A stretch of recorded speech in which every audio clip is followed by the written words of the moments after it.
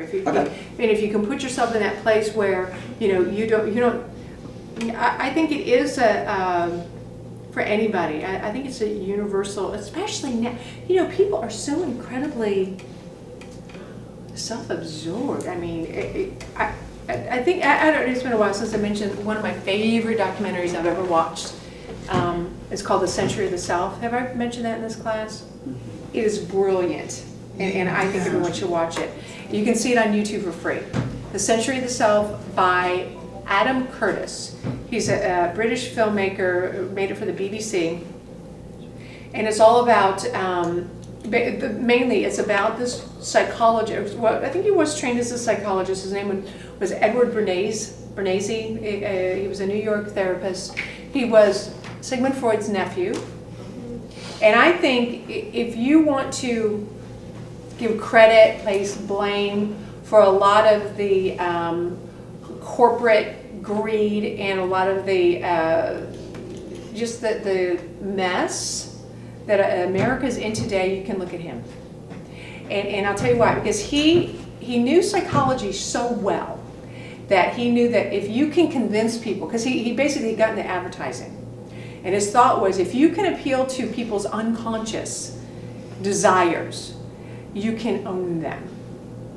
And so he was hired by huge corporations in order to sell products to people. And essentially, he thought that, for a long time, like in the 50s, I guess, it was 40s, more like the 30s and 40s, people bought stuff, consumers bought stuff based on what they needed. But corporate America knew, we're not making enough money, so we need to turn this into a culture of people wanting stuff. And so the focus group, he's the person who was behind the focus group, finding out what people really want, and he was sort of orchestrated just the psychology of turning people into basically consumers. Just consume. We don't need it, but we want it. And of course, the whole thing about everything being sexual. But he realized, just two quick stories. The whole thing with like a cake batter, needing an egg, oil, and water. They can actually make cake batters where you don't really, all you need is water. That's it. But those didn't sell as much as the ones that took oil, egg, and water. And the reason, women had to feel like they were like doing something to prepare the meal, rather than just adding water. So the focus group, so he appealed to them. But the one that I thought was really amazing was he was hired by the tobacco industry to get women smoking, because they came to him in the 20s and they said, men are smoking these things, but we cannot get women to smoke. What are we going to do? He goes, got it handled. And it was all during the suffragette movement, when women, the right to vote. And there was a parade going on in New York City, and so he somehow wrangled a group of women. He had them strap a garter onto their legs with a pack of cigarettes, and he said, at this particular moment, whip out the cigarette and light it up. So he's got a group of women lighting up their freedom torches, and he put an ad in the New York Times, and instantly, overnight, women started smoking.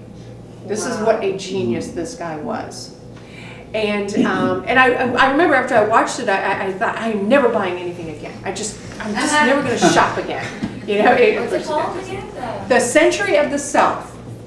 But you look at the self, SELF, and you look at how just greed in corporate America and the whole thing, like with Facebook and the selfies, and it's just like me, and so.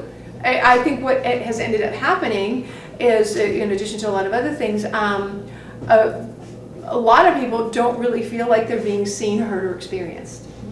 And I think that this is a wound that women have much deeper than men.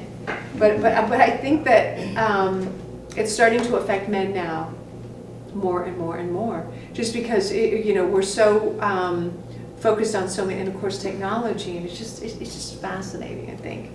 But I think that for you, your character, he does. I want to be.